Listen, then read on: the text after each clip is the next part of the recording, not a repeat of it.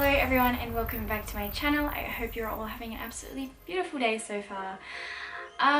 So today I've decided to film a little Q&A. I haven't done any live updates or sit down videos for what feels like an extremely long time. So I just asked you all to just DM me any questions that you have that you'd like to see me answer. The first question is, why have you moved back in with your parents? Now that I'm out, I couldn't imagine going back. So basically, I moved back in with my parents for a number of reasons, the main one being finance. I was not financially thriving. I was not financially thriving in my old living situation. It was very difficult for me because I had a lot of big aspirations, like I really wanted to release this book, I wanted to go traveling, I wanted to do all sorts of stuff, and it was tricky for me because it did bring on a lot of stress, having to pay rent and bills, and yeah, there was basically just like my camera broke and like all this stuff happened, and I was basically just guided to just like, okay, move back in, settle back in.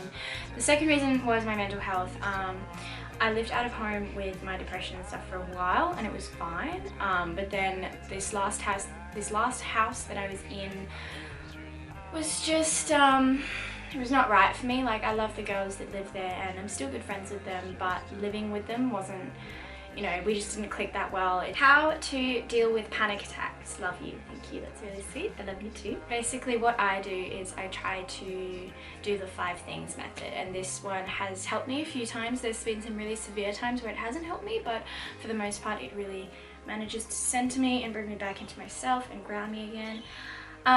So the 5 things is basically you name 5 things that you can see. So for example, right now I can see my little plant. The second thing is 4 things that you can touch. This touch is so good for just grounding you because it really forces you to feel your own human body, and when you're having a panic attack you can't really feel your human body, you get so caught up in your pain body. And then you name 3 things that you can hear. Hearing is also a really good one. For example, I can hear some crows outside, some ravens, sorry. And you name 2 things that you can smell. So for example, right now I can smell Palo Santo and I can also smell the smell of rain. And that's the last thing that you do, which is the 5th thing, you stick your tongue out. And it sounds really weird, but it's that it brings up that childlike inner joy. Apart from that, it's also just like lengthening my outward breath. So if I can feel like an anxiety or a panic attack coming on, I will try not to like breathe like that. I will try to like breathe in and then have my exhale twice as long as the inhale, because that makes you in a more relaxed state and that just automatically just brings you back. Really interesting question actually. Hey Frey, how are you finding balancing your own spiritual self-growth with maybe wanting to find a partner? I found myself wondering if me wanting a partner is me trying to distract myself from my growth in some way. I don't know if you can relate. Sending love and light, and thank you for being you. Thank you, you're so sweet. This spiritual journey that we are on can be extremely isolating, especially if you're, you know, around my age. I was talking to my healer and she said that, you know, she's 36 and that's an early age for an awakening. So having these kind of spiritual awakenings when you're like really young is just like, all in all, I don't think finding a partner is trying to distract you. I think it's trying to, if you're searching for someone and it's not coming to you, I think that's the real clue there. I think that's showing that you're not embodying the truest, fullest part of yourself, and therefore you're not attracting the truest, fullest part of yourself in a partner. And you're going to be constantly attracting these people that don't work out because the universe doesn't want it to work out with someone that's not going to like be right for you. Are you in a relationship at the moment? No, I'm not. I've dedicated this time in my life to celibacy and to completely working on connecting with my inner self and my higher self. I've tried being in a relationship, it didn't work out, and I find myself constantly running away from people and not letting people in, so I'm gonna sort out my shit before I like focus on that. You was wondering what your hopes and goals are for the future and your favorite memory from the past. Ooh, well, I am someone with an immense amount of aspirations and ambition. I have so much planned for the future. Just as general rundown, I'm releasing my book very soon. So basically I've got this bit of a conundrum where I've got my Byron trip booked pretty much when the book is ready to be released. Well, my intentions at the minute are being able to align and fully integrate my highest self, because as I was told in, you know, my healing, I am not stepping into this light and stepping into all this power that I have within me. I'm like completely playing it down. So I'm trying to step into my power and be able to embody that a bit more. This whole trip came to me during meditation.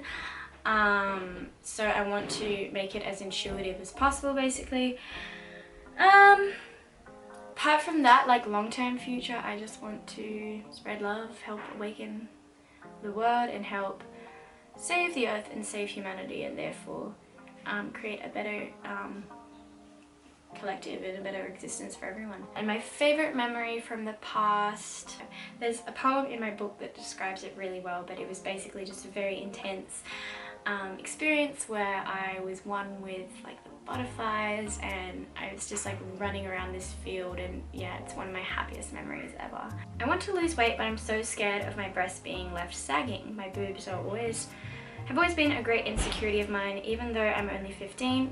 Okay, I'm going to talk about this as a more broader topic. So I'm going to talk about how to love parts of yourself that society hates.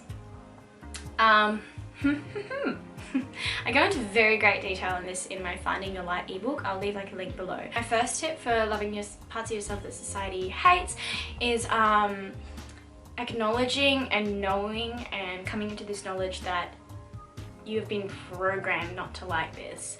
So you have been programmed not to like those parts of yourself because they don't align with the beauty standards, and you've been programmed that way so that you will buy more beauty products, so that you will constantly feel insecure, and so that you will constantly be placed at this lower level of power, so that you know, businesses and brands can take advantage of that and take your money and take your energy, kind of thing. So as soon as you acknowledge that and come into that, then you can kind of see loving yourself as a revolution, and there's something so empowering in that. I found that personally, so you might not want to hear it from me, but the basis of it all is that you are beautiful and you are perfect in every aspect that you already are. Like, you are so wonderful, and it is such a fucking shame that we have been programmed not to think that. We've been completely programmed to believe that we are worthless and believe that we are not beautiful, and that our worth is determined on how beautiful people see us as, especially as women. Once you realize that, there's a lot of power that comes into you, and you're like, well, you know what? Fuck that. Fuck that.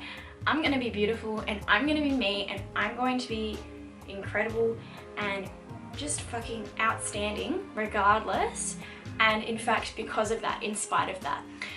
And a few other tips that I have, just really simply for kind of coming into your body: spend more time naked.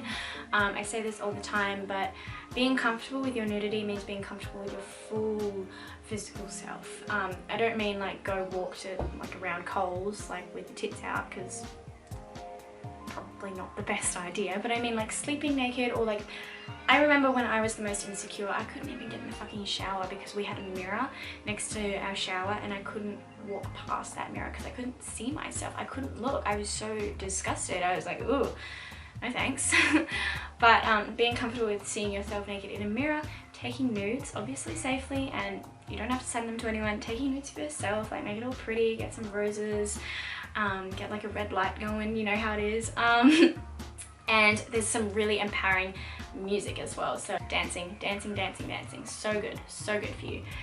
What is your message to women of colour who struggle with spirituality and staying positive in a world that literally does not want to see us thrive? I know you'd say it's not your place to say how that goes about, and I understand, but a grace of the topic would be nice. You're right, it's really not my place to talk about this, because I've never experienced the oppression that you've experienced. As much as I feel that I would want to empathize with you, and as much as I feel that I would want to be able to understand your pain, I've never ever in my entire life experienced mistreatment or oppression or racism, you know, based on the color of my skin. I've never had that happen to me, because I'm so privileged. I'm so privileged. And if I could say anything to women of colour who are exploring their spirituality, it would be to find someone to look up to, I guess, because you know, we live in a world where white people who express their spirituality are highlighted, and you know, I feel like I can talk about this part of it because I've been very fortunate in that I have a big audience, I have a big platform where I'm able to share my voice, but I don't really think that that would be the case if I wasn't white. I think that people are frowned upon, people of colour are frowned upon for expressing that part of their heritage and that part of their identity, which is so sad. But I think finding someone to look up to and finding someone who is comfortable expressing themselves and who is in touch with their spirituality and who has overcome those adversities and has that strength and that empowerment within themselves, and finding that person to look up to and hearing their voice and seeing their story, I feel like that would really help. But yeah, as I said, not my place, not my voice. How do you stay optimistic in issues like climate change, racism and sexism? I sometimes get overwhelmed by negativity when I think of those. How do you keep hoping for a better world and stay realistic? Yeah, this is tricky because you know, being a very compassionate person, being a very empathetic person, I have just had this like really often harrowing, like really heaviness about these world issues. But the way that I stay optimistic is by focusing that kind of depressive energy, that really low, there's no hope there. You focus all that energy and you like direct it this way, and you just say like, look, I am going to direct that part of my energy, that sadness is going to go straight into the work that I'm doing. That anger is going to go straight into the work that I'm doing. And you kind of have to really learn to channel it, and channel it towards being like, look, it's shit, but it gives me something to work towards. Look, like the world is shit and no one's noticing it, but I'm going to be part of that change, and I'm going to be part of that generation and part of that movement that helps save this world. And there's a lot of power in that, and you know, there still will be times where you get overwhelmed by that kind of like, this is shit, everything's shit, and that's okay. Like, I think it's important to sit with that and experience it and feel it when it's all happening. You know, make art, express yourself, talk about it, journal. It's very important to not bottle that stuff up, and in fact, because that is some of the most useful empathy that we actually have, so it's important not to bottle it up. It's important to let it out and direct it, because we need that energy to help save this world. Hey Freya, can you talk about sex in general, like feeling comfortable with yourself and your body, actually enjoying sex and tapping into your feminine energy? Thank you so much, and sending you so much love. Thank you. I feel the love. I feel it, baby. So I get the feeling that you've had some sexual trauma where you haven't had the voice to kind of stand up for yourself, and you haven't had the voice to kind of assert what you really want. I think the most important thing about enjoying sex, in my opinion, is being able to set boundaries. Just coming from like a place of, you know, where I've had such deep trauma, being able to first set boundaries with yourself and then allow those boundaries to flow out onto whoever you're being sexually involved with. Being communicative and making sure that you try and, I know it's so hard, but trying to voice what you want and what you don't want. Maybe even just talking about it before, or if you're having like a new sexual partner, I always do the like little rundown. It's so frustrating having to do it, but I always do the little rundown where it's like, look, this happened to me, it's made me this way, you just need to be careful. Masturbating, making sure you know yourself first. It's such a beautiful and sacred thing. Don't ever think it's like a bad thing. I'd like to say like reducing the amount that you watch porn, because porn makes you feel like you have to be a certain way or have to act a certain way, when really you should just be like coming into yourself and learning that from yourself. So yeah, that's what I'd say. Oh, speaking of, hi Freya, I would love to know what you think about prostitution and pornography. Pornography I do have a lot of opinions about.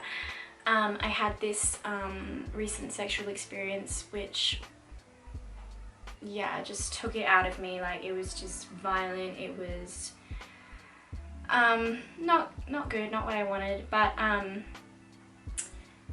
back to like the other question that I just did, that as much as that was horrible, it did make me realize that I wasn't setting boundaries with myself, and I wasn't clear with myself on what I could and couldn't tolerate. And that really made me realize how intensely pornography impacts people. Like, we hadn't had a prior conversation about it, and it was just really rough, really demeaning, and made me feel very disrespected.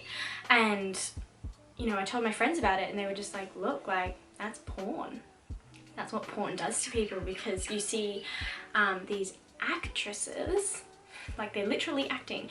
You see them, you know, moaning and screaming and, you know, like, like, I love it, like, and it's like, they're acting, but people don't realize that, and that gets programmed into them, and then they think that it's okay to treat women in real life like that, when it's actually really demeaning and really sad. Like, I'm not gonna lie, there is some, you know, good porn out there, but you just gotta be fucking careful, because like, there's a lot of stuff out there that is really demeaning and really horrible, and you don't really realize it until it goes too far. I was hoping you would be able to talk a little bit more about being bisexual. Okay. So my sexuality is very fluid. Like, I'll go through days where I'm like, I'm a lesbian, and then I'll go through days where I'm like, I only like men. And it's kind of confusing sometimes, but I've learned to just sit with it and just, you know, like, accept whatever comes my way. It's, for me, it's much more about the person than about anything else. So yeah, being bisexual, I've had more experience than I have with men than I have with women, just because men are easier to figure out, and also because I'm shy, and women are so beautiful that it's intimidating, and I'm scared to go up to them and hit on them, because I don't want to be creepy, and they're scary, and they're so beautiful, and I don't know what to do. I've always known that I've liked women. Like, I had a crush on like one of my like friends from high school. Obviously didn't tell her, it's just not been a thing. But yeah, I don't know, like, I like hell pushed it down for a while, because I was like, oh no, like, being like bi is fine, but it's not me. Freya, are you a witch or a Wiccan, or both, or practice some form of paganism? I need to know. I am a witch. I'm sure many of you know that by now. But I am not a Wiccan, and I don't practice paganism. It's not anything anyone's taught me. It's not anything that I've learned in books or anything. My witchcraft comes from a very deep place within me, because I have had a few past lives where I've been an energy healer or a herbalist, and I just don't know. Like, I will walk past a random bush on the streets and I'll be like, oh, I need to use this to heal this. It's so weird, but the more I'm in touch with my intuition, the more I'm wanting to explore this divine feminine magic. Hey Sunshine, what is your opinion on palm oil? I actually am wanting to film a big video on palm oil. I think palm oil, it needs to be talked about more, but it is an issue that is still ongoing, and that is still affecting this planet in such a detrimental way. I will be making a video on palm oil in the future. I try to avoid it the best I can. I don't really buy anything that has palm oil in it already. What is your #1 self-love practice? Love you. Thank you, I love you too. My #1 self-love practice at the moment is actually cleaning. I'm not necessarily someone who's very organized and clean, but recently I have just been cleaning, and having a clear space makes me feel so good, where I am very empathetic, and very easily I take on heavy energies around me. So my main self-love practice is like getting those off me, coming back into myself. So I like to use my own little cleansing sticks that I make. That's one of my #1 self-love practices. And dancing as well. I dance so much, and I dance all the time, and I love dancing, and no matter where I am, no matter what I'm doing, dancing just makes me feel like love myself. I always wondered what being popular on YouTube and Instagram means to you, and how you feel about people you don't even know having an insight on your life, your struggles, your philosophy, etc. What would you change about it? How does it affect you in general? Anyway, I am personally very grateful for your online presence, and I think you contribute a lot of good values to social media. Keep on doing you. Thank you so much. That is so incredibly kind.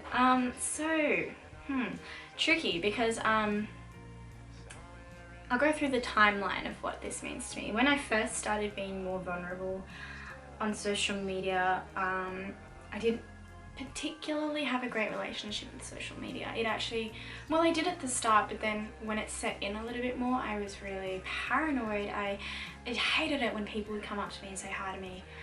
Oh, it made me so anxious. I was just like, they already have this expectation of me and it's way up here, and I'm gonna meet them and I'm gonna be down here. Also, that feeling of vulnerability and, you know, people knowing stuff about you that not everyone would know, that really terrified me. I have been so connected with healing others and feeling others and helping the world from such a young, incredibly young age. I have always known that that is what I was going to do, and having this platform and having this voice, I'm so grateful for it, because it really makes me feel like I'm stepping into my power, and it makes me feel like I'm making a difference when I think about it, and it always motivates me to do better, and it always makes me feel loved, and I'm really only just starting to integrate and fully truly see that, and yeah, see the difference I make with people, which is really, really cool, and I'm getting emotional.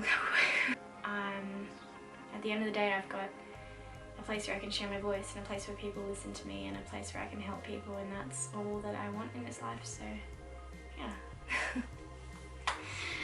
Thank you all so much for watching this video. I really hope that you feel good after watching it, and I hope that some of my words might help you. Yeah, I hope you'll have such an incredibly beautiful day. This is probably the last sit down video I'm going to do before I'm in Byron, so let me know if you want to see anything in the future, or if you want to see anything from Byron or anything. Yeah, I love you all a lot, and I will see you later.